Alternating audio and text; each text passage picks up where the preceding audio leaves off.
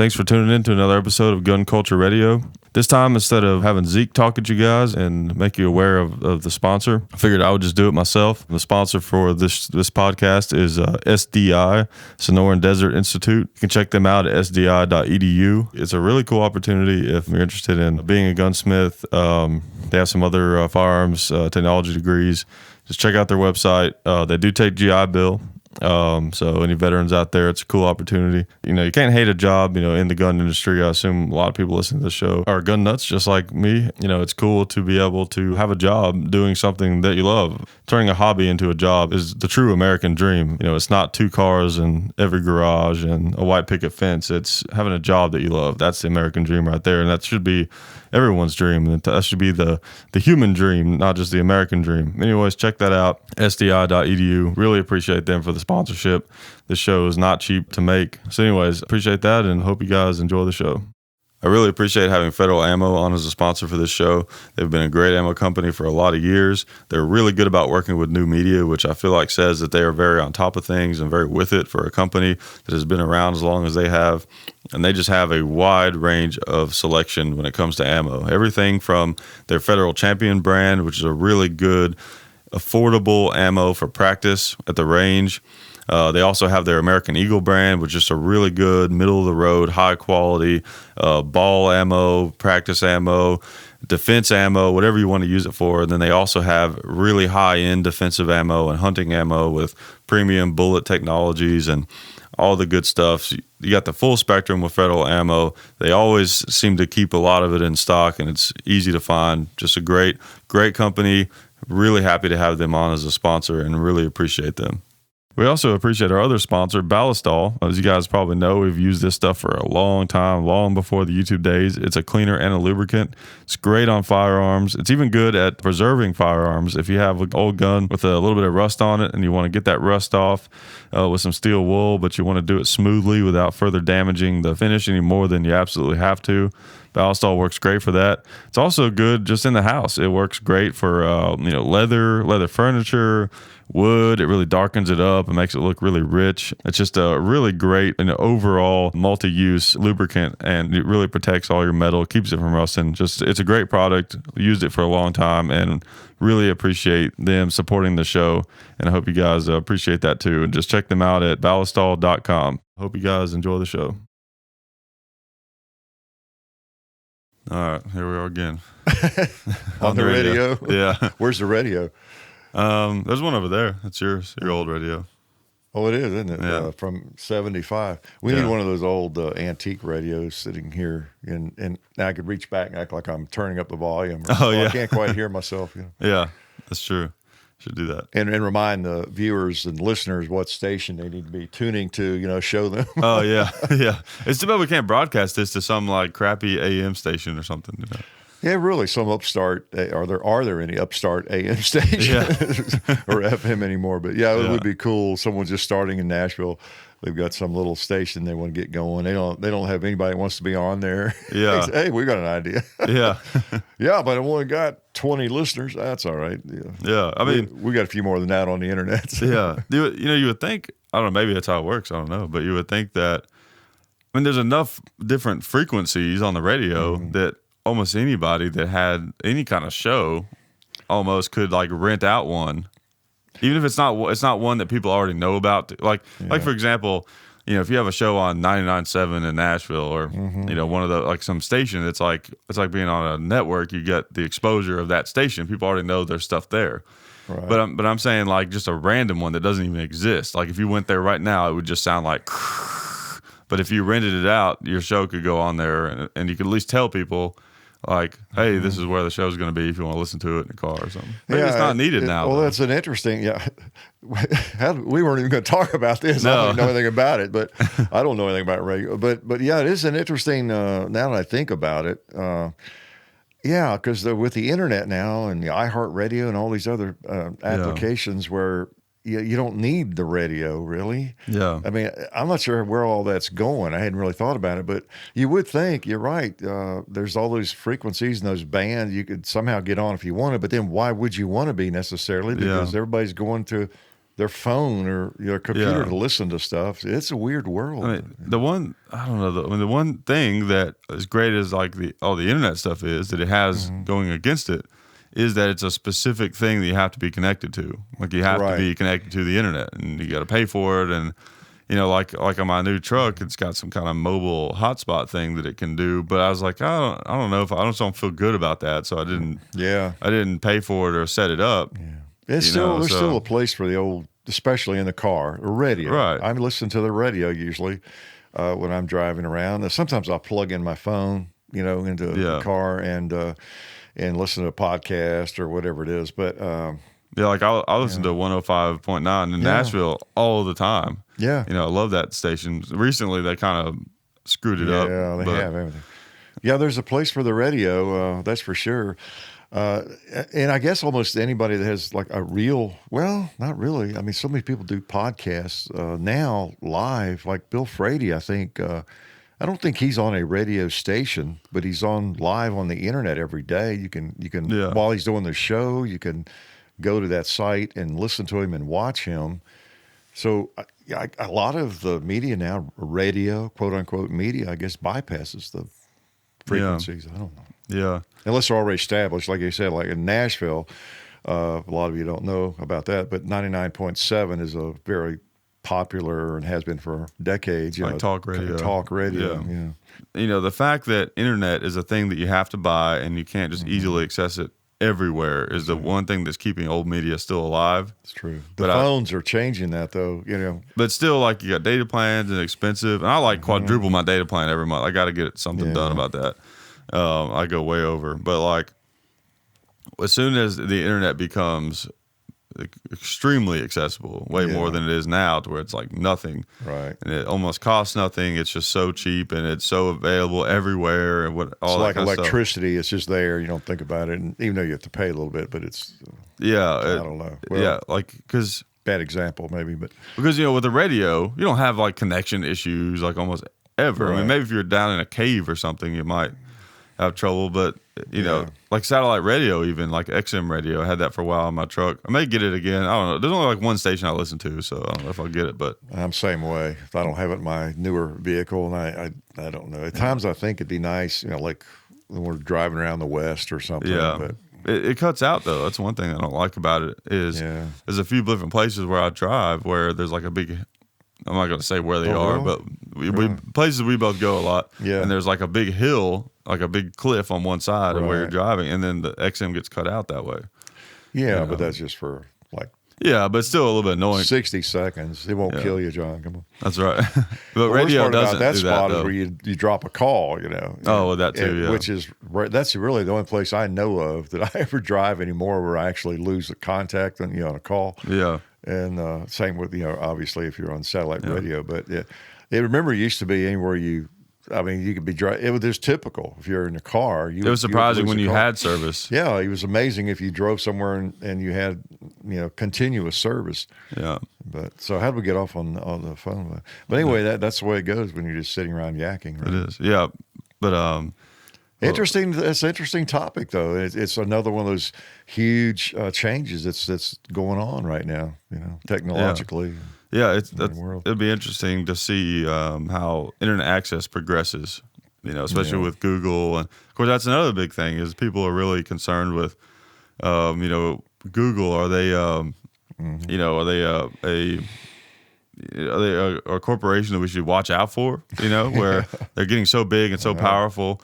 And so in our lives, and got the whole NSA thing, and Google apparently was letting that happen, and all these different things. It kind of makes you go, oh, what's going on with that? It's it's a tricky issue, with that because all these wonderful features and advantages that it gives us.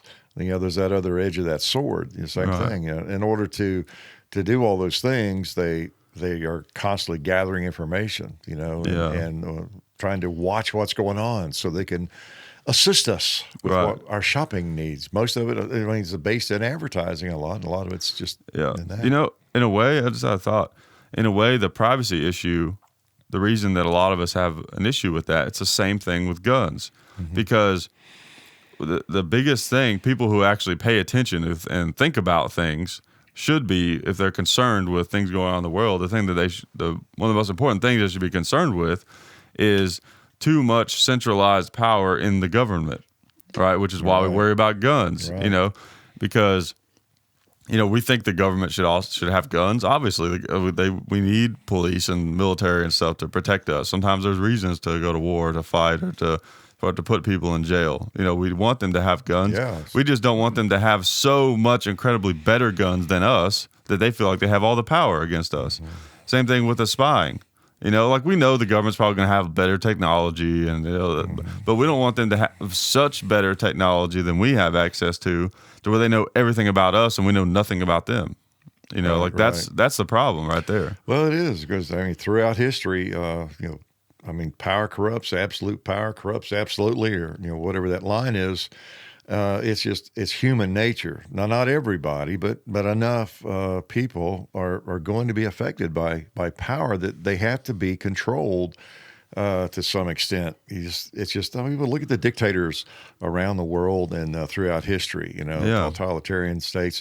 It's easier to run a country if you just don't have to put up with those pesky people, wanting to know what's going on. Right. If you can just have total control of it, and it's a kind of a human nature thing. I've been in management before within corporate America and just different things, and it's simpler to just do it yourself and to run it and be in charge. Nobody seems to want to do this. I'll do this. And before you know it, you do end up with more control. And technology, I've been in a lot of different companies where I was involved in technology and had a finger in it, sometimes a big finger in it. But then the folks who are the real IT guys, sometimes, especially as technology was growing in the earlier days, they ran the company.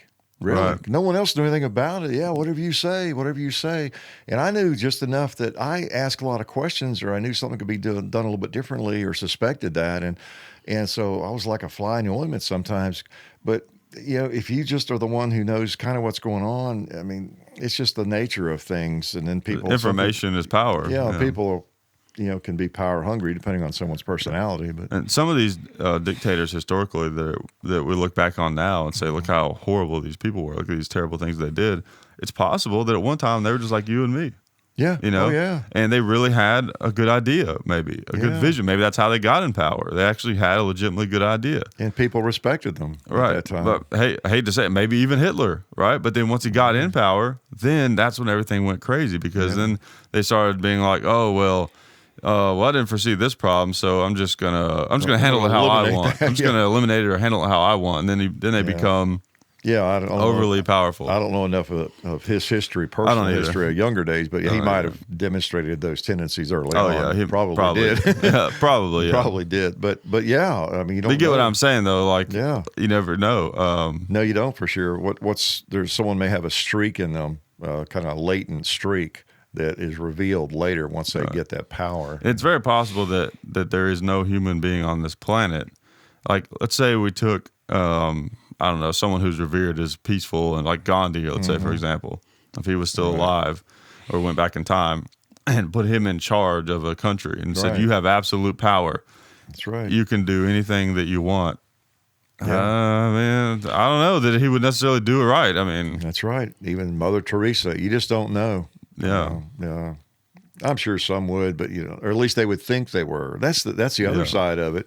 Even if someone really truly is benevolent and they have everybody's concern at heart, I don't like that too much either. Your concern, your interpretation of how this world will be better for everybody else might be different from mine, even though you do want the best for everybody. Right. The anti-gunners say they want the best for everybody. Because you could have different ends of the spectrum. You might have a guy that, some Buddhist monk that's like all peaceful and, in tune with everything.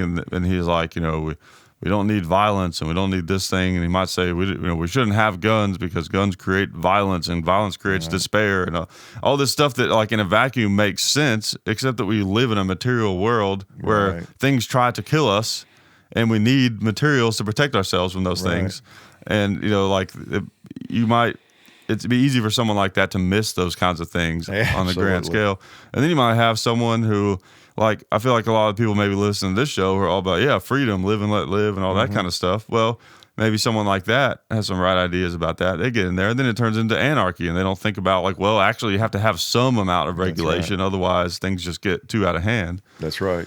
So it's like there's really no one person that could handle it. That's why, and then that's really the reason this country is a wonderful experiment. And in all the faults, at least there are some balances and some checks and balances, and really that's at least on the right track. I don't know if the founding fathers got it exactly right, or if they had it almost right, and we've kind of let it evolve into something that they didn't really intend. But it's, as long as you got people checking up on each other, that's at least a big first step. We're not one person has all the power, and it doesn't get talked about very much. It's kind of swept under the rug, but I think it's kind of important, like, because we're so proud, like, America, we're the first to come up with this and blah, blah, blah, and all this kind of stuff. But really, America, it's like everything else. It's a culmination of the things before it. Yeah. Like the Constitution and all that stuff, it was basically based on, like, a bunch of knowledge that the founding fathers had that had been passed down for thousands of years from all types of various other empires, for the past thousands of years, some that are public knowledge, some maybe that aren't. I mean, it's just they looked at everything that they had. Looked at everything, and they did a lot of reading. To. They were all readers, and some of the idealistic, perhaps writings. I mean, they were big on ideas. Yeah, they had ideas and things they wanted to try, and like you say, based on things that had worked, things hadn't worked, pieces. Right. That's why you see so much. Symbolism in the American government that's representative of, like, different ancient cultures. Is because that's where America comes from. It's bits and pieces of just like it's like anything. A band like Led Zeppelin, let's say, or whatever. You're gonna hear bits and pieces of the Beatles or Bob Dylan, maybe, or Yeah, what is truly unique? Hardly anything. Nothing at all. It's a building. Everything's Look at a building any block. firearm. I mean, it's there's pieces of other firearms that came before it, of course. Exactly. Everything is a building block. So yeah, that to me, that's part of what makes America great, I think, is because it was a blend of several different parts of different societies that our founding fathers thought that have worked. And a lot of societies that exist now and that have existed, they kind of didn't seem to come about that way. They came about because of, like, just one guy or, like, a really small group of people or some dictator or, you know what I mean? Like that. Like, that's right. Living somewhere where, particularly before now at least with the internet and technology, people kind of know what's going on around the world and what's possible, maybe. Right. But you think, go back 100 years, couple hundred years, somewhere where someone just rises to power, and the people don't even know. They, especially if they're not literate, they don't even know of another way to live. I mean, wow. The sky's the limit on what you can convince people of. Yeah. Last night I was listening to a big chunk of one of Joe Rogan's podcasts. He had this Navy SEAL on there. And he was talking about, he's like, here's the thing people don't understand. There's a bunch of places in Afghanistan that, like, most people couldn't even get there without either walking or some kind of serious equipment. Yeah. And you go up there and you talk to these people that live out there in those hills. They don't even know who Osama bin Laden is. Like, they never even heard that name before. Yeah. You know what I mean? Heard of much, period, outside of their little world. Yeah, exactly. Like, all they know is some guy says, here's the money, like, shoot the people that look like this. And they're like, I guess, Really? I mean, we forget about that because, I mean, our entire lives, my entire life, even, the newspapers, radio, TV, I mean, you sort of have an idea of what's going on around the planet. We take so much pride in our, intelligence, like, look how aware of everything that we are and blah, blah, blah. It's like, well, we're lucky that we live in an age where we have access to that. Right. It's easy to sit back and judge people from the past or that still exist in these places. I'd like to see how you do without any information. It takes a pretty brilliant person to have very almost little to no information and then still come to certain like conclusions that make sense with that information. And that's why those people are rare from back in those days. And nobody has all the answers. Again, that's even more argument for everybody thinks they have the answers, but the correct way to do things, but who really, what are the correct, how you define correct, how you define right. So you really do need that committee. You need people with checks and balances, and then at least you come close to the target, and maybe you can keep people from being abused too badly. Right. And then also there's no. When I was doing comedy last week, I was talking to, there's a guy who also does comedy, really nice guy who's a history professor, and we were talking about all this kind of stuff, and we're talking about how, like, people get so hung up on this side or that side, like there's always such a black and white, the polarization, like hardcore conservative, hardcore liberal, it's this or that, and most of the time, a lot of things, they exist somewhere in the middle, and these things, get missed and stuff. And it's like we're stuck with one idea or another, and then we never look at possibilities in the middle, like hardcore capitalism, right? 100% full-blown capitalism. People get screwed by the people who have the most resources. Full-blown socialism, everybody gets screwed. That's right. By the government, basically. Is that how that works? So it's like, if you're hardcore one or the other, like, you're getting screwed, unless you happen to be, at least in capitalism, if I had to choose, I would definitely choose capitalism. Yeah. But at least in hardcore capitalism, which America isn't, but at least in hardcore capitalism, like, you have a chance, where in socialism, you pretty much have to be born into privilege, where at least in capitalism, you have maybe some chance. But still, most people are getting screwed, while a few have all the money and own everything. So it's like, in a way, we fighting one or the other. In this upcoming election, it almost looks like it's going to come down to something like that, one or the other. But it's like, there's something in the middle. There's a way to have a capitalistic-ish society to where everybody has a chance to be successful, and everybody has a chance to be poor and do nothing, right? And not get anything from everyone else. Yeah, and that's the way it ought to be, I think. But I agree. I hope everybody is educating themselves, and just in general. But when elections like this come up, or any elections, study all the candidates and the party platforms and the people, the individuals, and look at their history, because it doesn't always matter what they say. Look at their voting record, and decide what you think. I think that's a lot of it too. Of course, people not voting, and then people not even being sure what they think. Right. And I know when I was young, teenager, and I didn't know, really. I didn't think about that much. I think people do a little bit more now and these days, but I couldn't have told you what the difference between a Democrat and a Republican was, or any of that when I was 16, 17. I don't think I had a good notion of that. We just weren't as aware of it. Maybe it was because of the time period, or there wasn't a lot of debate about it. You didn't have the 24/7 TV or the internet, internet or any of that. But now there's no excuse for not at least knowing where people stand and what their voting record is. It's frustrating that the choices are so poor. That's the thing. It's like the choices are so poor. You watch the Democrat debate, and it's like, at least the ones that have a chance of winning, it's like it's mostly this other way over here. Right. And you watch the Republican debate, and the people who have a chance of winning, it's mostly this other way. Right, pretty extreme. There's some sharp people. It's sad too.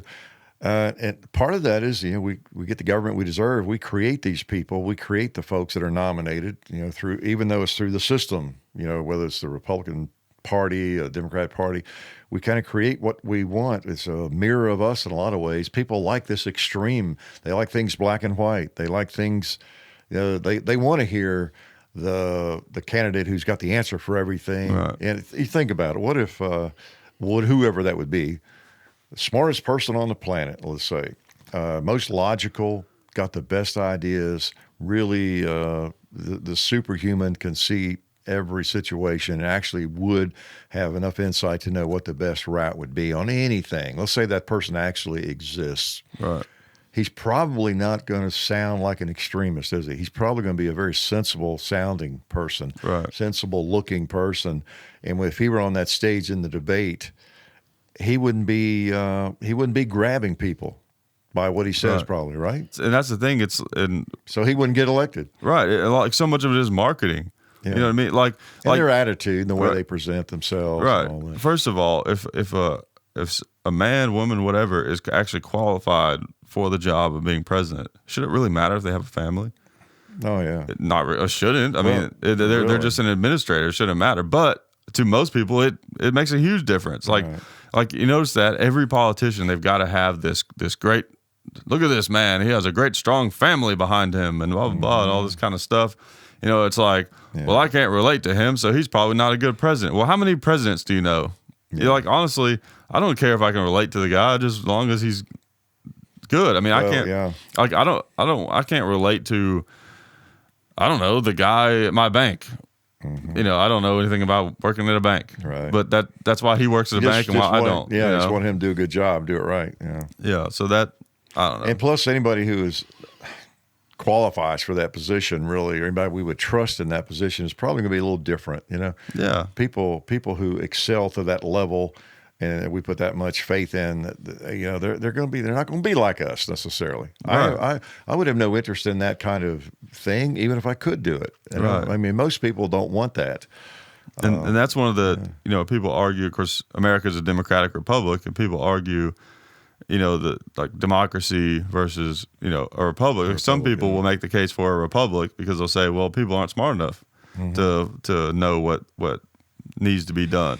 And you know, there's some truth to that. Yeah, like the George Carlin joke about, now think about the average person, and then now think about the fact that half of the population is dumber than them. Yeah, you know, that's so funny. So like, I get that, but then again, if you have a purely republic, then it's like, well, are you really even getting to? Are they really even acting in the people's best interest? You know. Well, if we stay in touch with them. And they know they're going to get voted out. Yeah, they definitely would. And sometimes that happens, but a lot of times it doesn't. Unless I'm mistaken, in a purely republic situation, like you don't get to vote. They're appointed, right? Because wasn't Rome a republic? Well, yeah, that's a little different. That's what I'm saying. I'm talking about we're a democratic republic. I'm talking about like hardcore republic. Yeah, right. And then like hardcore. I'm just taking the extremes. Yeah. And then like hardcore democratic system is where like everything gets voted on. Right. And then in that situation, it's so easy to take control because you can manipulate how people think with the media and withholding information. Yeah. So, you know, there is no perfect system.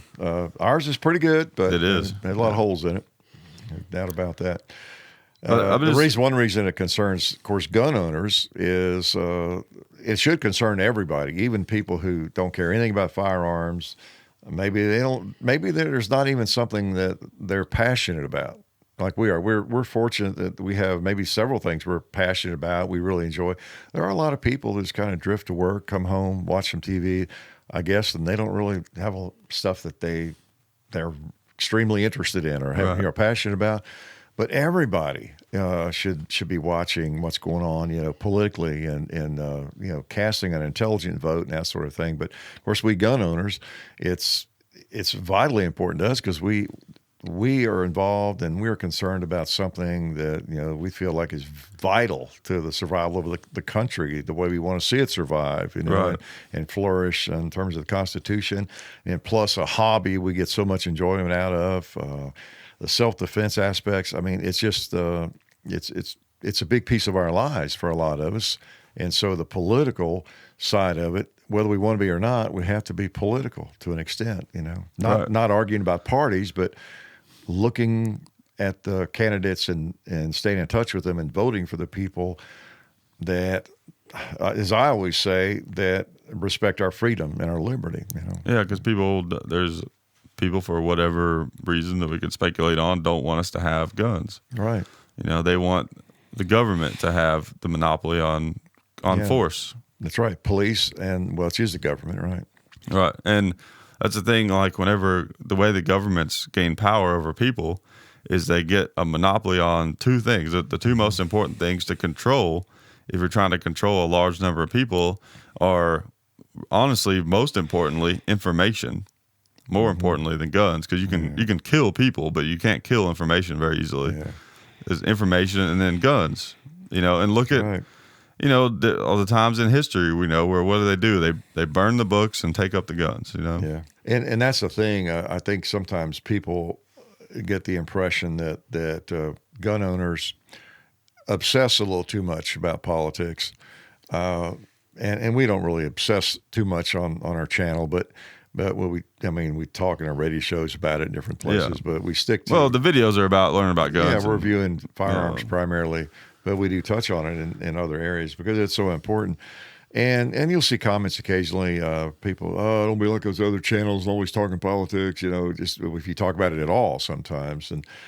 And one thing I try to stress, and you do too, if you're involved in guns, you're involved in politics to an extent. You can't help it because, like you said, there's a very powerful force out there trying to take the firearms away and they'd love to erase the Second Amendment and take every firearm off the planet, except in the hands of the government, like you say, the police. And that's the reason. So we're really just reacting, as much as anything. We're just reminding people you've got to be political or else forget about the firearms if you're not. Yeah. That's one reason that, we'll talk about, I remember when I first started doing this show, people would give me a hard time for talking about politics because that's been our big thing on the Hickok45 channel is not getting into politics. But the thing is, some people want to hear what we think about politics. And this way, if they want to know about it, they got to seek it out. So it's not like we're not putting it in anybody's face. We don't put it in the videos really. Right. And any of that kind of stuff. But if they want to hear it, then they can come over here and listen to radio shows or the and that's the nature of a thing like this, whether it's a vlog, shooting the breeze, radio show, whatever we're doing. That's the nature of it. You talk about things. We're not explaining how an M1 Garand works. Yeah, that's not. I mean, I guess there's some radio shows do that. To me, that wouldn't be interesting radio, is to get into a bunch of technical data and stuff about that. And then while we're doing an M1 Garand video, it'd be showing how the clip is inserted. And by the way, if you voted Democrat in this election, or something, that would go real well, wouldn't it? Right. Yeah. Exactly. So and I listen to other podcasts. There are podcasts that they go further than we do. Even of course, that's all they do is a podcast. I think some of them where they make a big point out about never being political and always being positive and that kind of thing. And that's good. There's a place for that. It's kind of what we do in our videos, Well, when I would listen to people's political, because I was a lot more concrete in my political views. Like, by God, this is what I think. You knew more then, right? Right, exactly. I was smart. Bob Dylan. I was so much older then. I'm younger than that now. Yeah, great line. It is brilliant. Bob was pretty smart. Yeah, he knew a few things. He did. So I was more concrete in my, beliefs politically and all that stuff. And if I was listening to someone that really disagreed with me, I almost couldn't listen to it. I had a hard time with it. You know what I mean? Mm-hmm. But now it doesn't bother me a bit. If someone is just complete, I'm not going to listen to a whole podcast of Michael Moore. Right. I'm not going to get. I might listen to some of it. I don't know if he has one or not, but just because I'm curious. But I mean, eventually I'm going to get bored of it just because it's I'm not really getting anything out of this. Yeah. But I don't have a problem listening to people generally that have different viewpoints. To me, I like that. That's interesting to me. So if they're interesting people, it can be very interesting. Yeah, if they're interesting people. And I'm much more forgiving of in terms of being interested in what they're talking about. Right. Yeah. If someone is being just overboard, unbiased, and not at all just tiptoeing around every little thing and not getting into anything like that, then it's kind of boring to me. I don't care if I disagree with you. I want to hear what you think. Yeah. Because who knows? I might pick up something interesting. Oh yeah. So depends on what it is. There's people in the media I enjoy. I know they don't think like I do politically, but I enjoy them anyway. I used to read. I think I've told you. I used to read Ellen Goodman's columns. I don't know if she's still writing those or not, but it would appear in the Tennessean time or two a week. And Ellen Goodman, and I would guess she's as far left as about anybody. But a lot of her columns were not necessarily about party politics. Just a marvelous writer and writing about various things, and it's just very insightful even, but I didn't agree with her politically because I could tell from when she would touch on those things, wow, where'd they come from? But, you don't want to just dismiss somebody out of hand because they think differently than you. I mean, for one thing, I think I'm right, you think you're right, I'm sure, about things. We got the best view, the smartest outlook, but then down deep, I think all of us have to admit, we don't really know. We could be wrong. Oh yeah, we could be wrong, and that there's so much we don't know. Yeah, exactly. And there's just and some things are just untestable. Yeah, You know what I mean? You just do the best you can. You think about things and come up with the way, whatever you think is the most commonsensical, Right. That's my thing with, I watch videos on the internet sometimes about like different conspiracy theories and stuff. I like to expose myself to lots of information. You're soaking up those conspiracy theories. That's right. And I don't watch them as much as I used to. I've always been interested in that stuff. Just because it was off the beaten path, whatever. But here's the thing: I've actually learned a lot from that stuff, not just about the information that was provided to me in those videos, but just the essence of that situation and all that kind of stuff. And I was thinking about this the other day. It's like the internet can almost be divided up into the information on the internet can almost be put into two different categories, and that's testable information and untestable information. And the internet is great for testable information, like information that you can read and then be like, okay, now I'm going to go and test this and not that it's 100%, not like, when I say testable, I don't mean like you can look at something and know that it's 100% true. You don't mean provable, right? Yeah, I don't mean it's 100% provable. I mean, but you can actually like test it. Like if I'm watching an internet video, right, and a guy says, like, I've seen Bigfoot. This is what he looks like. That's not testable. You just got to trust that guy that he's telling you the truth. Or not, that's right. But if he's like, if you go to this specific park, you will see markings on these trees that like, whatever, like claw marks or there's footprints. But this, if I want to, I can go there and look and see if he's telling me the truth. Right. That's what I mean when I say that testable versus, that doesn't mean that it's Bigfoot. Right. But I can go and see like, okay, yeah, there it is, and make my own decision. That's right. That's right. Whether that's a physical thing or whether it's like there's other books or right. So that's what I mean. And so a lot of these conspiracy theory videos and stuff are out there. It's mostly untestable information. Right. A lot of it, and it doesn't necessarily mean that it has to be untrue. But the thing I kind of realized is it's like you really kind of waste your time, and maybe you could make the point that that's the purpose of some of it, but you could waste a lot of time worrying about information that really can't be tested when there is other information that can be tested and could actually get you closer to some kind of truth, maybe, if I dare to use that word, but just a better understanding of maybe that same thing. But it's so things that I guess one generalization about human nature or nature of life, whatever, is that the things that are unprovable, theories and whatever, even far out there, maybe those tend to be the most popular sometimes, because you cannot prove wrong, right. And then of course, if you've got someone who really can make something believable, it's even more inviting. And I think age makes a difference too. I think, like you say, you've watched a lot of that kind of thing, and the more experience you have in life, and as you gain some age, you begin to see things just like you see people. You can tell a fake person a lot easier, can't you, now than when you're 16, or even 22. You can see through people a little bit more easily. I think you can size people up a little bit more easily. And whoever it is and whatever they're doing, it's just, and you start to see, I mean, it just comes from time, not age necessarily, but just from time, seeing people like that, let's say, and you sort of can figure out there's certain tendencies or certain ways people behave that kind of falls under that category of there's something off about that. Yeah, something not quite right about that person. Just like on the other side, you can sort of there's certain characteristics of someone who's genuine, right? And I think it takes a little bit of time living on the planet to and interacting with people before you and no one ever can always tell, but it just helps to have experienced a lot of people. Right. Yeah, exactly. A lot of fakes. Yeah. Like us. Yeah, that's right. We're just fakes. We're characters. We're actually from England, and that's right. But the thing is, there's definitely, and I'm not saying that, like all the information that seems like it goes against some kind of mainstream narrative on reality that's not true. I don't think that at all. I think there's some stuff out there for sure that is testable, that is, I would consider testable information on the internet that like most people think is crazy, but they'll say it's crazy, but then they won't actually test it when it's like very testable information. Like, well, there's a lot of things I won't get into, but with guns is a good example of that. there's a lot of gun information that's testable information on the internet.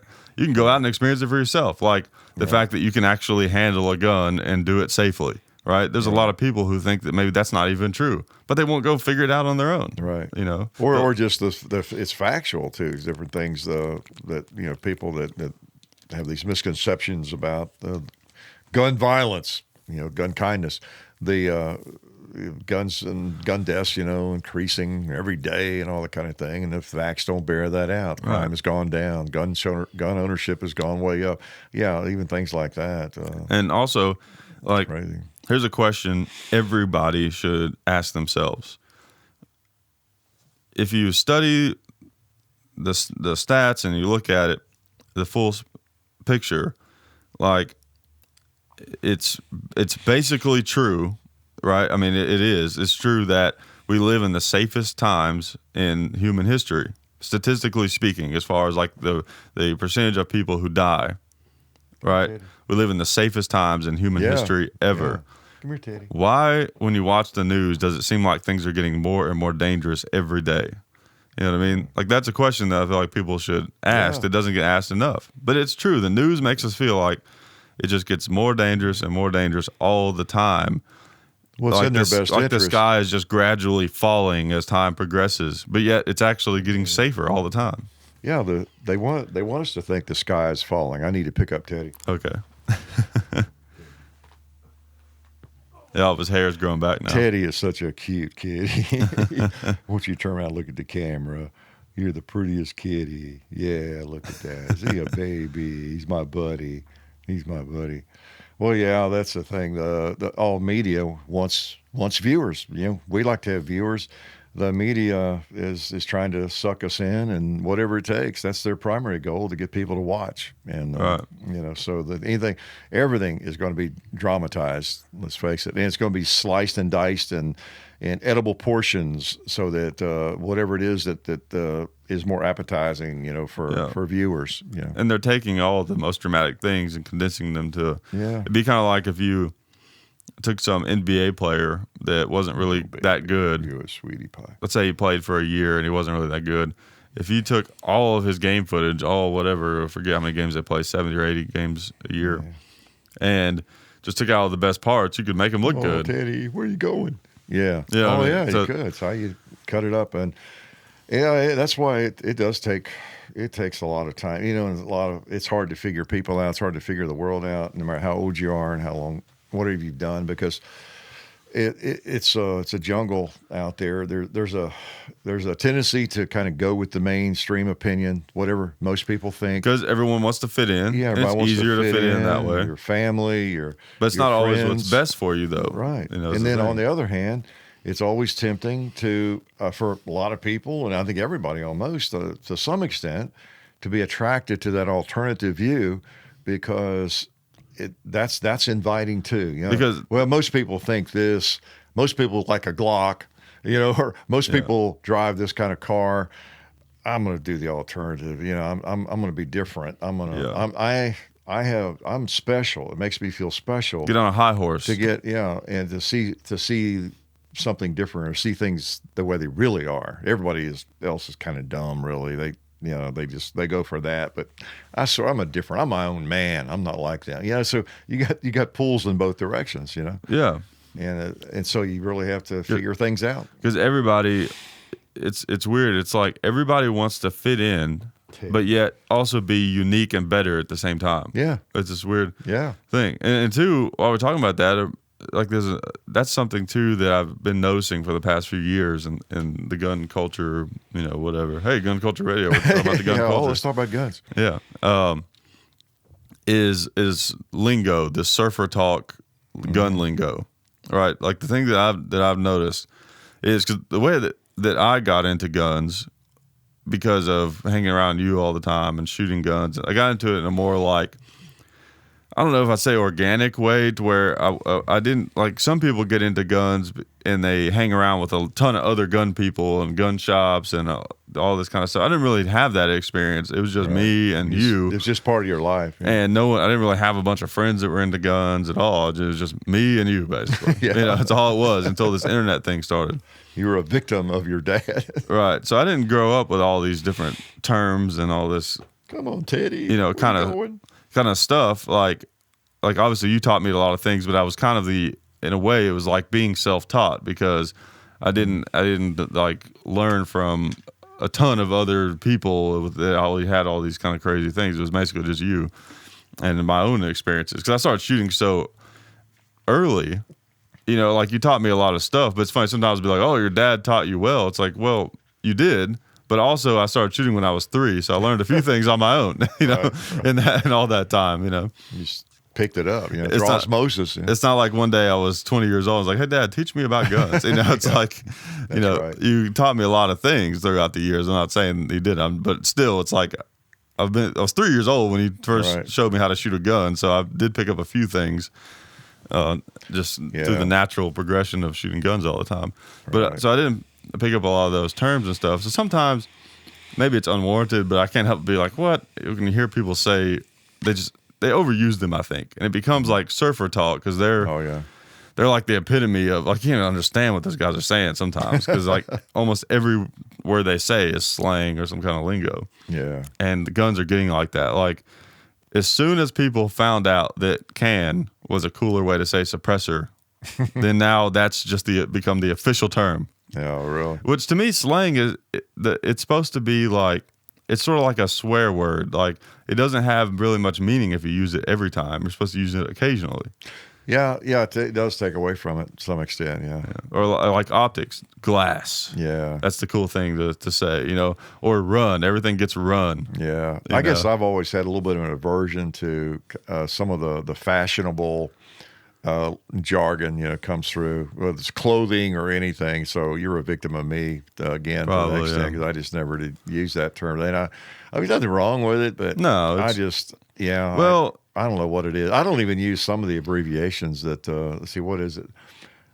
I'm weird. You probably don't even hear me say MILSERP very often. I go and say it's military surplus rifle.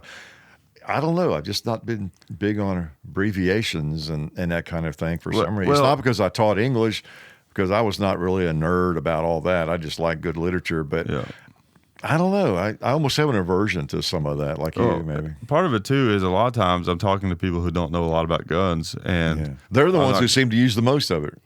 Well, right? well, yeah, people that, that's not what I meant, but that's another thing is a lot of times, there's really experienced people that use all those terms. That's too, true, but still, I'll hear a lot of like people who haven't been into guns that long, and they know all the lingo, like they say all that stuff, because it's a really easy, quick way to look experienced. Yeah, you know what I mean? It's like a what am I trying to say? It's like a shortcut. Come here to hardhead. To looking like, oh, I'm a gun guy or I'm in the know. Like you may have only been in guns a couple of years, but you pick up some rifle like, oh yeah, I got a nice piece of glass on there, and I'm gonna get me a can, and I'm gonna run some side mount, mag pull sights, and all these different, all these different terms and stuff. Then it makes people go, oh, this guy, he must know what he's doing. He knows all those terms. But no, anyone can learn terms. Yeah, I know what you mean. But people are like that about any area. Some people just really get into the slang term, whether it's computers or guitars, probably anything they're involved in. But I'll tell you, it even extends to some shooting stances, like this new way to hold a rifle. That's it's not new, but like recently it's become this big trend in the gun world. I see, like, I never used to see anybody doing it, and now like everybody does it. It seems like, where they hold it up on the side, like the 3-gun style. Yeah, and people don't just use it for 3-gun anymore. They just do, like, people just shoot like that all the time. And now I've watched videos on it, just because I was curious. Like, is there any reason for this?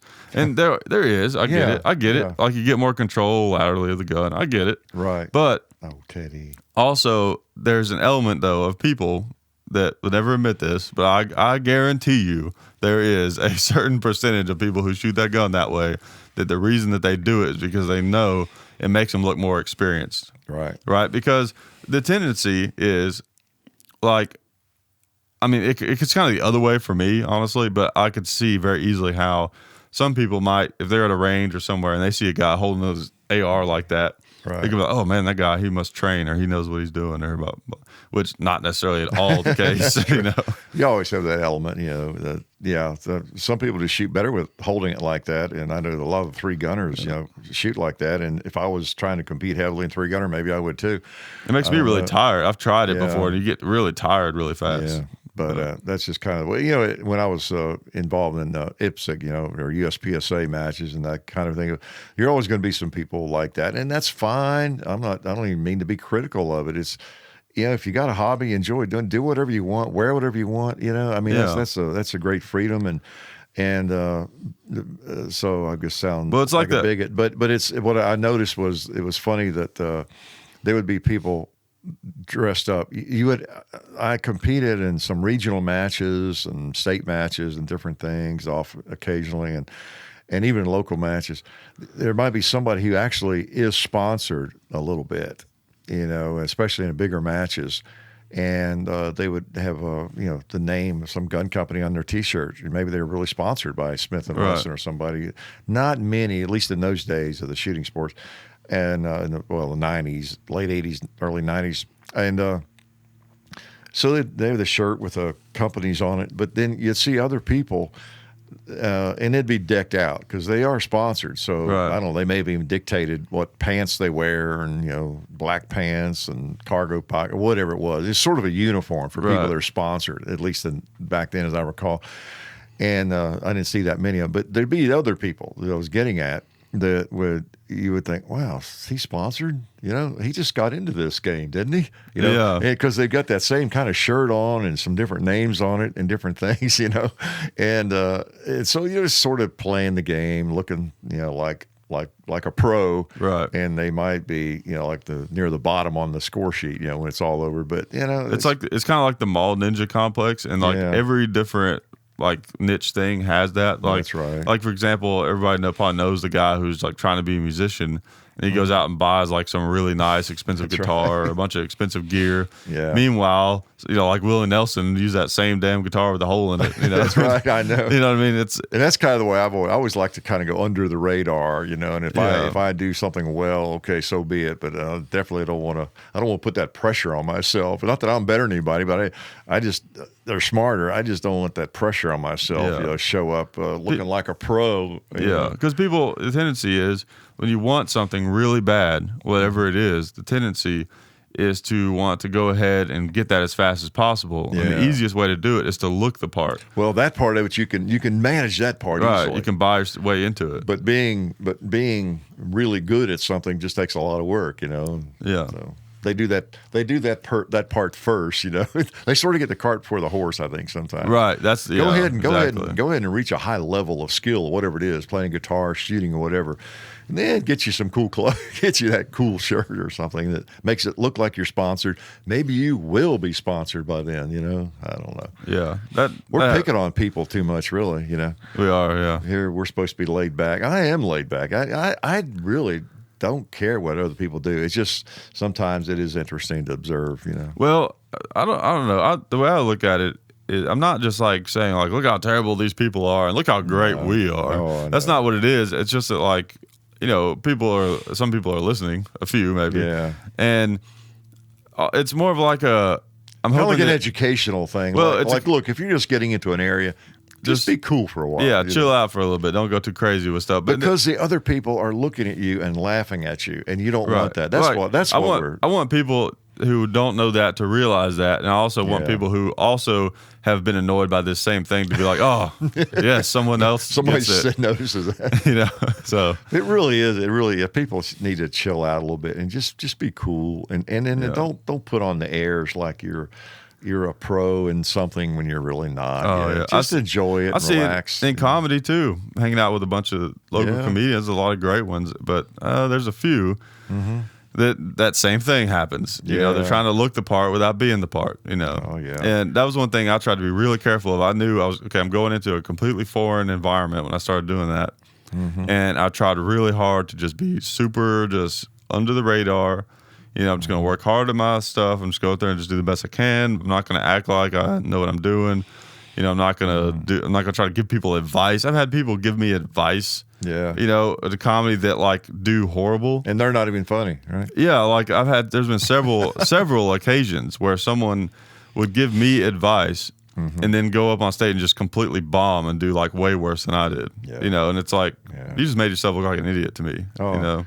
Oh, and I've seen that my entire life in every area of endeavor. Basketball, people, you know, I was playing college basketball. You'd be people on a team that they could never quit talking about plays they made in high school or something. You know, so funny. And in teaching, you know, and even in college, and in the teaching profession, you know, people getting into position where they were really not a very good teacher, you know, but yet now they're in a position where they're telling other people how to teach, and you know, life is full of that. Yeah. It's just funny. I guess it comes down to an awareness problem for a lot of people. They're just not aware of where they really are in the great scheme of things in this endeavor. You know, whatever it is. And well, laziness, I think, too, is a big part of it. It's like I was saying before, they want to, you know, they just have this idea of what they want to be. Yeah. And so instead of trying to be that person and put in the work that it takes to be that guy, they just would rather look like that guy. Yeah. Because Some that's of easier. it's just ego or arrogance or something. They think they're better than they are, whatever it is. Yeah. And maybe they're not bad, but they've got this impression they're so much better or even superior, and they're really not, you know? Yeah. I don't know. Who else can we pick on? Let's pick on So that's the end of frailty. this week's episode on how we're better than everyone else. Right. Oh, man. No. We were going to talk about firearms. Remember things we've been doing lately? Oh, yeah. Well, you got that rifle over there, the Derek's rifle. Yeah, we've been shooting, this AR-15.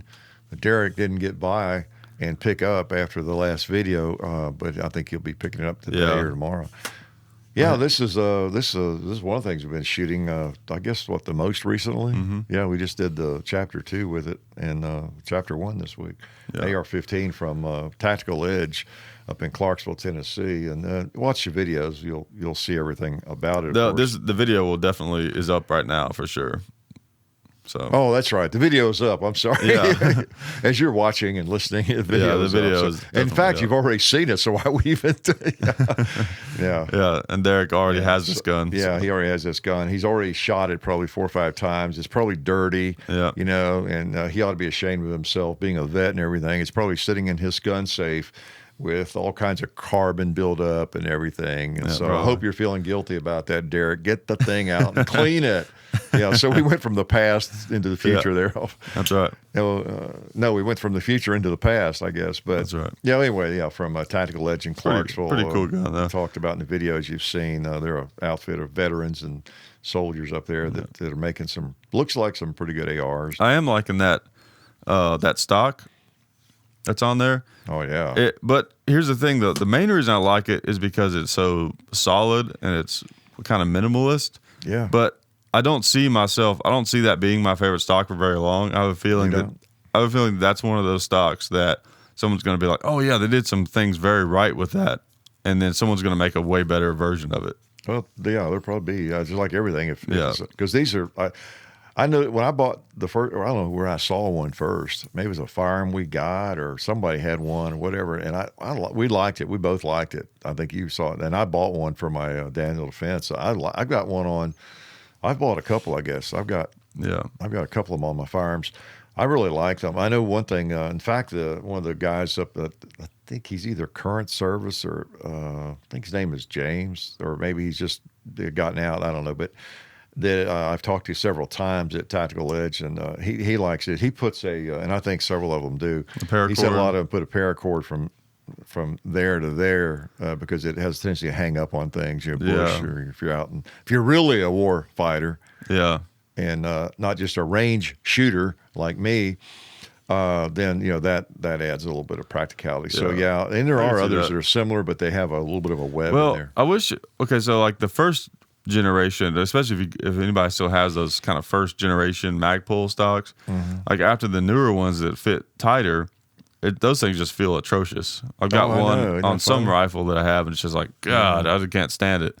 But they had the Magpul stocks that have the little lever that clamps it down.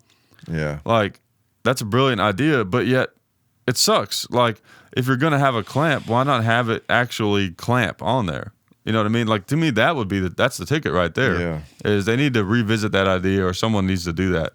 Have a stock where it's nice and loose and you can slide it easily and put it wherever you want, but then it's got a little clamp that you can push up, and then it's like solid. I mean, rock solid, even more solid than that one. And these are nice and sturdy. One thing I like about them. But they're hard to move. They are. Some of them But that's part of what makes it good, because it's solid. It is. But that's what I'm saying. Now this one's still stiff. Now, mine are not quite that stiff right now. Yeah. Maybe, I don't think I've oiled them. Maybe you should. I'm wondering why that would need to be open at all anyway, that other than for saving weight. If you, like, this webbing of this polymer material weighs nothing, basically, you could fill that in, as some stocks are. There's really no downside to having that filled in. Right. Can you think of it? No. There's no advantage to it. Maybe you could hang the gun on something there. That is really handy. You're right. You hit it right there, because I find myself hanging these on a nail there on the workbench all the time. Well, because you can still do that. Do it. But you can hang it up on a limb, and you're out in the woods. Yeah. You have to stop to relieve yourself. Hang your gun anywhere. It's got a natural hook there. I like the rubber on it too. It's got a little bit of a softer, So. They should make a metal version of that and then put like a really sharp blade on the inside of it. So if you run out of ammo, it's a weapon. Yeah. But anyway, we've been shooting this, and John and I are pretty impressed with it. So hopefully Derek will be. Yeah. I'm starting to not be bothered as much by the quad rail. Whenever the light ones, the smooth ones and everything. Of course, the whole M-LOK system is pretty cool though, where you can just pop attachments on there and stuff. Really makes it like. Oh, that reminds me of something too. I wanted to remember to mention in a radio show. What's the guy? Okay, what's the show the guys have? The local gunsmiths. Do they have that radio show? At Guns and Leather? Yeah. What's the guy? I forget his name. Oh, Jeff Wally? Yeah, Jeff Wally. The guy, great. You've known him for years. Great local gunsmith. But you were telling me about something he brought up in that show that he explained in a great way that I've always had on the tip of my tongue, but never knew how to express it. And as a gunsmith, you're talking about how when people talk about their AR builds. You're right. That was something when I first started hearing that. I remember being like, wait a minute, build? Yeah. Like, you mean put together, But what did he say? He said, what was the term he said something about, in one of the shows, I heard him talk about that. And he said, well, you're really not building it, you're assembling it. Yeah, that's right, assembling, yeah. So that's another, that almost should have been part of that big rant we went on. That's another one of those things where not everybody, but I've known people who you can just the way that they tell you can just tell that they're on their high horse about like, oh yeah, I build my ARs, or I just did a new build, or I just did this and that, and like they're just so proud of themselves. Like, not only do I have guns, I build them. I know. And it's like, no, you didn't. You assembled it. There are probably people who have installed one of these stocks and said, yeah, I built my stock, I built my AR stock. Yeah, or you buy a complete lower and a complete upper and just attach them, and be like, oh yeah, this is my latest build, Come back up here, Teddy. Come on. You're such a cute cat. He's so coy. Yeah, I guess I can see him on the camera now. Yeah, they can't see him. But that's true. What else have we been shooting? Everything. Oh yeah, what was that thing we were going to say about, because this came up, of course, it turned out the guy was just joking, but on that video that went on the Hickok and Son channel about the tractor thing. We were talking about the tractor, the John Deere tractor. Yeah. And some guy was like, oh, those are overpriced or whatever. And that's like a thing that you see a lot on the internet, and you just hear from a lot of people is like, that's overpriced, or blah, blah, this and that, and all these different things. I know. People get like almost insulted, by that when something is overpriced. And like, I don't get that. I don't get being insulted. That's like being, I don't know. I don't get it, because You don't have to buy that thing, whatever it is. I know. You know what I mean? They're things looking. They're looking. It's like sometimes like racism or even just anything. If you're looking for something, you'll see it. If you're looking for things to be overpriced, you'll find it. And Right. you're looking for someone out to get you, you'll find it. It'll look like people are out to get you. If that's what you're looking. The same old deal. If you got a hammer in your hand, everything looks like a nail. And if you're looking for some attitude out there, you'll find it. Right. And people overpricing you, they're taking advantage of you. Yeah.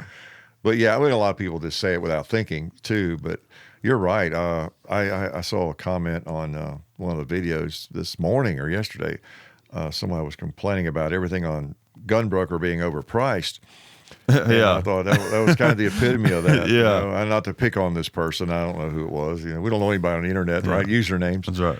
But So, yeah, I went down to this auction house the other day. I was trying to get a new couch. Everything was overpriced.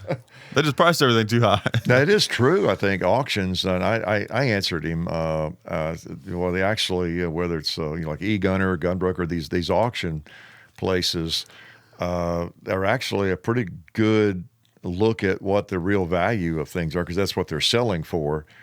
By the same token, the reason people use auctions, online auctions for anything, eBay or anything, is you expand your audience tremendously, and so you typically can get a better price than just trying to sell it down the street or to your buddies or something, because even if it's something unusual, there's going to be maybe 10 people who really want it. You got a bigger market. Yeah. Huge market out there. And so yeah, it's hard to get a bargain. People are, I think, used to thinking about auctions, where you got some auction down the street, somebody selling all their farm equipment or something, and you might get a bargain. However, I learned a long time ago, I've never seen that many bargains at an auction. You just got to get lucky.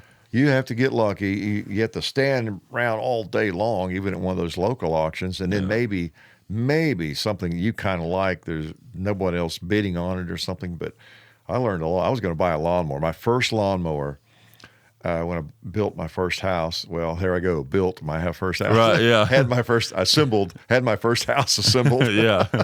Did you really grow the trees? Come on. In the 70s. And he was going to need a lawnmower. So I'd always heard auctions are a great place to buy it. I went to an auction, and there was a lawnmower.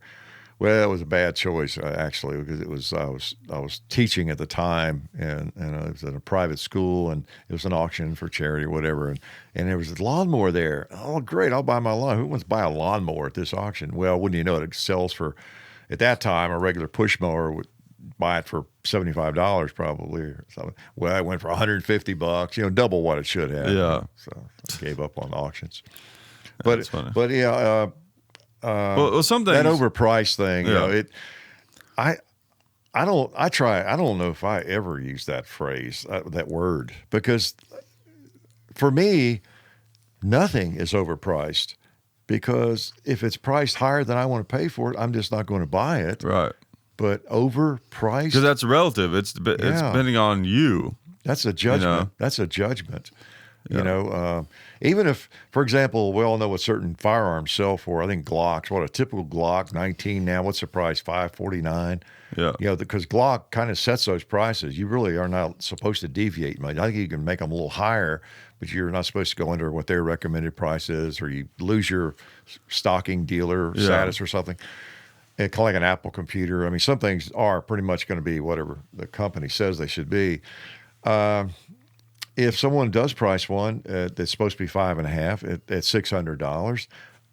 $600, they're pricing it high, but I'm not even going to say that's overpriced. I mean, that's where you could use that term, but it depends on Well, yeah, I mean, they may have more overhead or something, or they may have other guns that are priced at an incredible bargain, so they choose to make up for it on their Glocks or something. Yeah, I remember we were splitting hair. Really, what annoys me is when people get so angry about it, a disservice has been done to them. A personal attack. Yeah, that's what I don't get. Like, I get some things, are maybe overpriced. Like there might be some gun, and you're like, that's a little high for what that is. Yeah, or whatever, some service or whatever it is. Like, that's legitimate. Or like there's some things like gasoline, right? Yeah, is overpriced, and we know this because right, like the principles of of the economy is things are Right. based on supply and demand. Right. If gas prices are really based on supply and demand, I mean, they are to an extent, of course, but if that's purely what they are, then it doesn't make sense that gas could be $4 one day and then like 2 weeks later it's $2. Like, Yeah, and nothing has changed. Yeah, You if know. nothing's changed, but usually there's stuff in the market that have affected it that maybe not as much as they claim, but But as far as the supply hasn't changed, Yeah. it's like, I mean, and then like, what is it? Like diamonds, like the price of diamonds is very inflated because what they do is a lot of the diamonds that they find, they just store them away somewhere and they don't put them on the market because they know if they do, it's going to reduce the value of them, and stuff like that. So, but based on the market they've created or whatever, they're priced, I guess, correctly based on. That's the thing. How do you define overpriced? Most people, I think, what bothers me is when I see that use. A lot of the time, is I don't lose any sleep over it, but what the person really means is that's priced out of my income. right. I can't. What they really are saying is that's too expensive for me. And I think when you use that word overpriced, it sort of takes it out of your ballpark, and it puts the blame on whoever's selling it instead of I just can't afford it. I could walk by a Rolls Royce dealership or Mercedes dealership and say the same thing. Those things are overpriced. Well, it's just a car. Well, they're not overpriced. It's just that I can't afford them. Well, like when I bought my truck, I bought the base model Sierra, GMC 1500, and then the most expensive version they have is called the Denali. Right. Yeah. To me, I was like, that's not worth it. That's over. First of all, it's a truck. I don't want a damn luxury truck. Right. That's overpriced to me, For relatively. you. But Yeah, I for understood you, yeah. relatively. But if someone, makes millions of dollars a year, and buying a car is just like a no thought. Yeah. They're like, I need a truck. Well, I'll just buy the nicest one. It doesn't matter. Right. It's not going to make a difference to me whether it's the Denali or the cheaper one. I might as well just get the best one. Kind of like. Think about like something that we would consider cheap, for example, like okay, if I go to a restaurant and I want a burger, let's say, like just a regular cheeseburger, let's say it's like $7, but if they have this other one that's got like grilled onions on it and bacon and maybe like a fried egg or something like that, and it's like $8.50, it's like. I don't know. I was expecting to pay around $10 anyway, so it doesn't really matter. That's So I right. might as well just get what I want. So like, there's some people who have enough money to where cars are like that, or guns, or all different levels. Yeah, it's an interesting, topic, an interesting word, and there are times when I think back to the Glock example. If we walked into a gun shop and they were selling, Teddy, they were selling Teddy. They were selling, I said something else. They were selling a Glock 19 for $800. That's overpriced, John. And I mean, that is overpriced because we know kind of the ballpark range where some things, just sell for, and that'd be crazy. But it is funny. A lot of and it that's it's just people. And that's the distinction. Like if you see something that normally sells for $500 is the going rate for this thing, you walk into a place and someone's trying to sell it for $650. Like overpriced is pretty valid. Yeah, it's a pretty valid term. But people, something generally that sells for $500, and someone is saying, they're just offended that that's so overpriced. I know. But again, there's definitely like machine guns, right? They're overpriced, but not. I get it. I get why they're priced the way that they are because of that stupid Reagan stuff that happened in '86. Yeah. Based on the market, they're priced correctly, Right, but availability. It's because of a law. Like that law shouldn't exist. Like That's right. For example, I think I talked about this on another show. If you go, you could get a Century Arms Uzi that literally is not really any different from the fully automatic one. A lot of times they're the same damn parts. They're like what $600-700. Yeah. For one of those things. Comes with that long stupid barrel. Yeah, that's right. And a fully automatic one is like $9,000 or $10,000. Like it's overpriced relative to what it actually costs to get that thing. Well, But it ought to be, yeah. they're really extremely rare because of stupid laws. So That's true. Well, speaking of price too, though, I think it was this individual that made the comment was asking about an R3 Springfield. He was looking, I guess maybe it was on the R3 Springfield video about getting one, but they were overpriced and different things. And I also mentioned, I think, as I replied to him, that it really depends on the firearm too. because I've been researching Mausers, for example, lately, and any of those military surplus rifles like that, you could look. I mean, you can't tell anything by looking at an auction, a list of them in an auction, or in a advertisement, or walking through a gun show. You might see someone has a rack with 6 or 7 Mausers or Lee Enfields, any of those firearms, and one might be $600, and several of them, 4 or 5, might be $600. Then you see one for $1,500 and another one for $4,000. It'd be really easy to say, wow, what's this guy trying to make a killing on that thing? Yeah. It's overpriced like crazy. Or you might see several expensive ones at one table like that, and they're all like $1,500 to $3,000. Say Mausers. Another guy has 8 or 10. They look kind of alike, and they're all $700 or $400. Well, man, don't buy from that guy over there. He's got these. Well, you don't know. Those might be matching serial numbers, and they were made in Germany or made in Poland, made in Austria. They're with military surplus firearms, with some of them especially, like the Mauser. I mean, the serial number itself, the range, it could be anything that could jack that price up another $1,000 or $1,500. That gun is not overpriced, maybe. It might even be a bargain at $3,000, whereas that $700 gun, you might find one of those for $500 somewhere else. Yeah. So you have to know what you're looking at. Yeah, lack of information. Yeah. Like there was an Army helmet, same exact concept. There was a military World War II Army helmet that was just really cool. It had the 101st Airborne logo on it. I saw it at Knob Creek. And I was thinking this thing's probably like a few $100. And it was so cool. I was thinking, wow, didn't really want to spend that kind of money here, but that's cool enough to where I would spend a few $100 on that. Like that's really cool. That's the kind of thing that you like put out on display and be really proud of. And I asked him, and I was like, what are you asking for that? He goes, $5,500. And I was like, yeah, I know. Okay. I know. But I wasn't like, what an idiot. I was like, okay, there's something about that I just don't know. That's right. Yeah, that's what I assume. I don't immediately assume the guy's trying to rip us off and he thinks we're stupid. I mean, yeah, you assume that, wow, I'm that way at any big gun show. You see things like that all the time, that like $10,000 price on it, a lever gun that's $15,000 or something. And I don't just immediately think, well, the guy's trying to rip me off. Well, that's overpriced. And first thing comes to mind is, wow, there's something about that I don't know. Let me look. What is that? I'm curious to learn about it. Right. And you're always a little hesitant. I have actually asked that question before of people that were the vendors, but you ask it in a very nice way, because it sounds like another one of those things we're talking about. Like, well, that's not damn much. Yeah, well, yeah. You don't say it like, why is this $15,000? If you don't mind my asking, what makes this worth $15,000? And you say it in a way like, okay, I understand this gun is apparently worth $15,000. What is it about that makes it unique? And because I'm just curious, because I assume it's worth somewhere in that neighborhood. Right.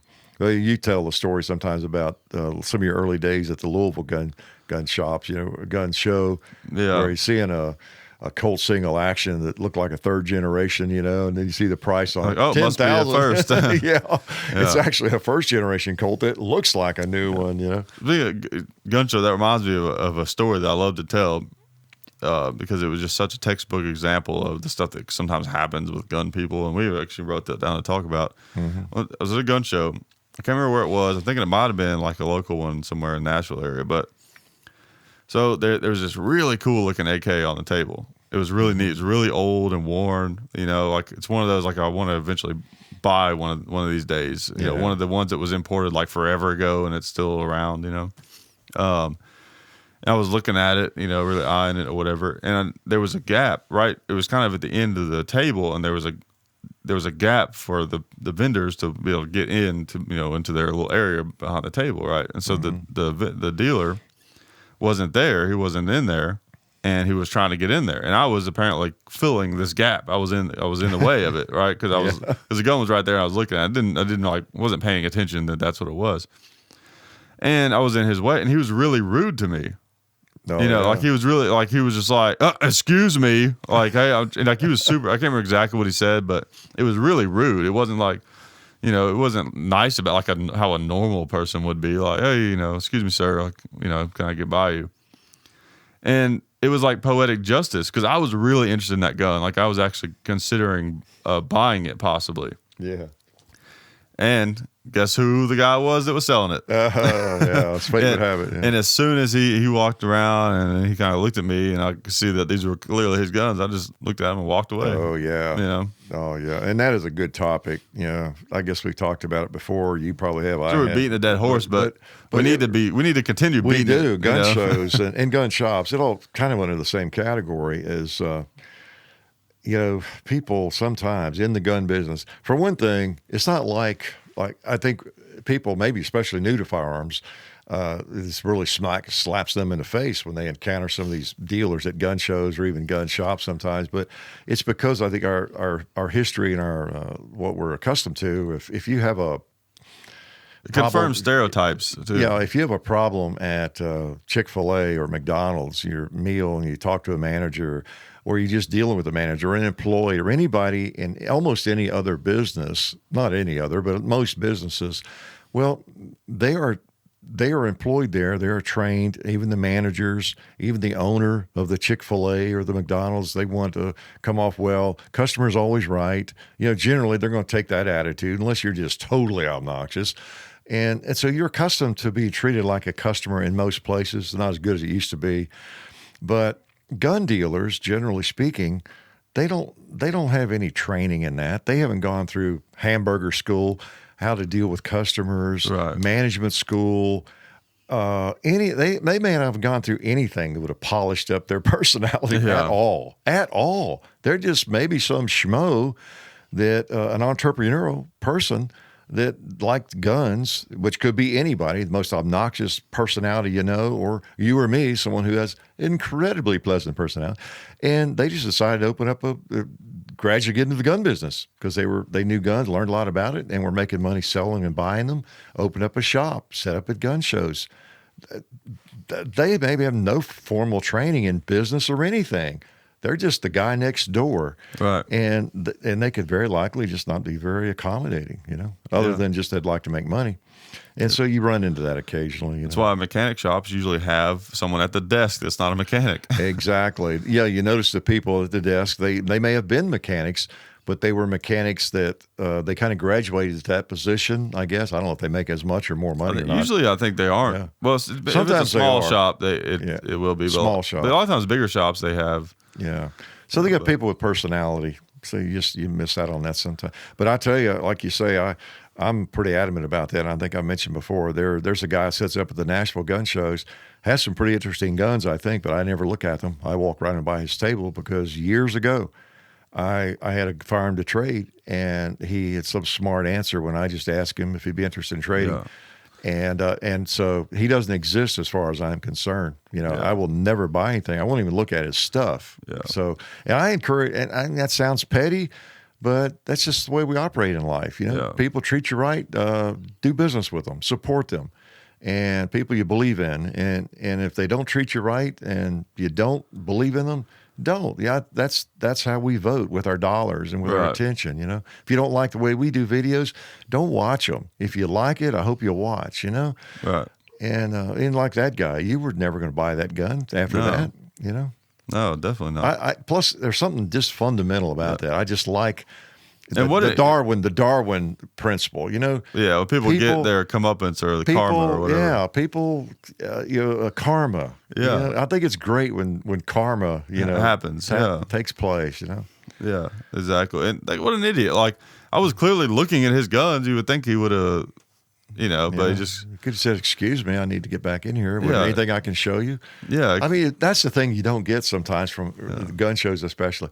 Just basic courtesy, you know. It almost makes me want to. Would it make sense for me because of doing this? But it almost makes me want to work in a gun shop just so I can be like a nice guy, For a change. Do part time. Show how to be nice to people and actually, not tell them what to buy. And now a lot of gun shops these days do it right. There are a lot of better ones. Yeah, especially guns have gotten so much bigger. Yeah. So the gun shops have gotten bigger and there's more of them. A little more professional. You see. Yeah, definitely. Yeah. All right, I guess we really talked long enough. Other stuff. I thought Teddy, I think, got on camera a little bit. Yeah. It's too bad we can't see him now. He's just lying there on the stool. He is so cute. There we go. Get that camera on John. Yeah, that's Teddy.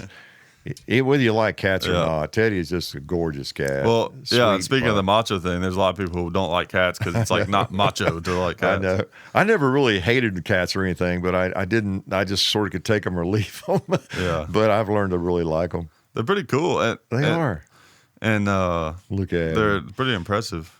He's a baby. This cat really is. He's not like a lot of cats. Well, you guys have a cat that's like this. Oh yeah.